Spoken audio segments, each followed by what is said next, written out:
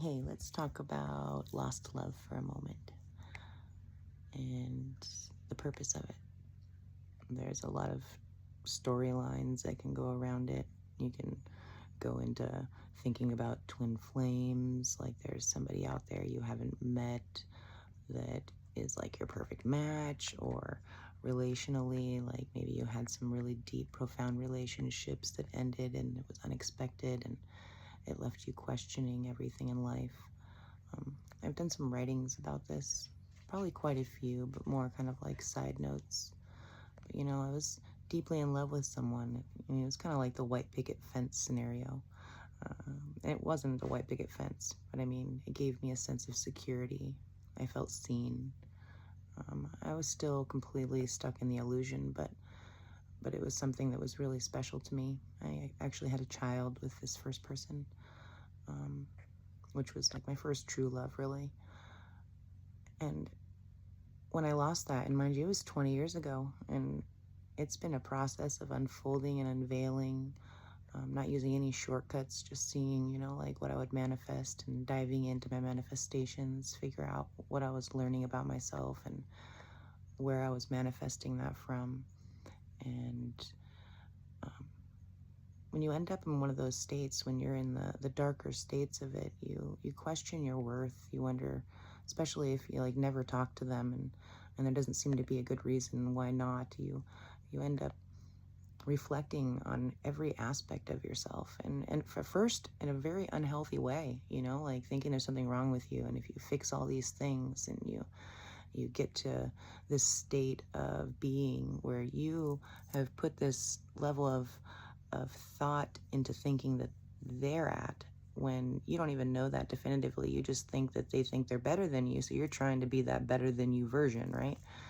And so that's how it begins, and it has you diving into all of these depths and to these different frequencies, and you tap into anger every time you know get through the brokenness of each situation that you found, and then you end up back at gratitude, like you always do, because you inevitably find out that because that situation took place, because you were left to your own accord, and you felt so isolated, and you felt like this love that you had you couldn't have, you ended up diving into the depths of you, and you otherwise would not have done that had that not been the catalyst that had you doing it.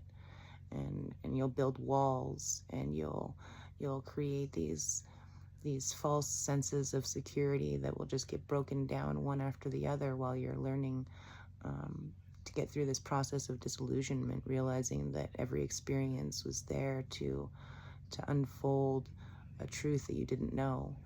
And not just that it was created for that reason, but that was the ripple of energy that was stuck for one reason or many others.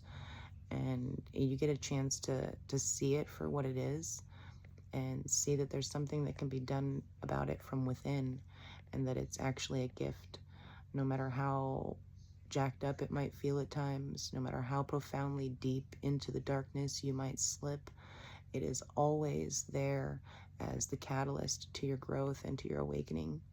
And I'm virtually positive, or I'm virtually, like, for sure thinking that most people that go through these catalysts of change and evolution have some huge thing that happened, like they lost a love, or they lost a certain ability they have, or there was something that broke them down to some sort of bottom that left them asking questions, which before we didn't ask. We were just living the patterns, living the program, just doing what the generations before did, even if we didn't agree with what was happening in the world.